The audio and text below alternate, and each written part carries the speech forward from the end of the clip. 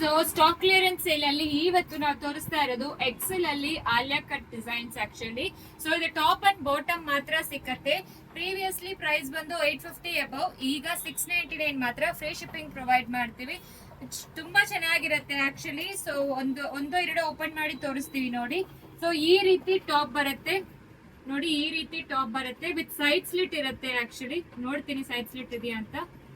ಇಲ್ಲಿ side slit ಇರೋದಿಲ್ಲ. ಈ ರೀತಿ ಟಾಪ್ ಬರುತ್ತೆ, ಈ ರೀತಿ ಬಾಟಮ್ ಬರುತ್ತೆ. ಎಕ್ಸೆಲ್ ಅಲ್ಲಿ ಮಾತ್ರ ಅವೈಲಬಲ್ ಇರೋದು, ಈಗ 699 ಮಾತ್ರ.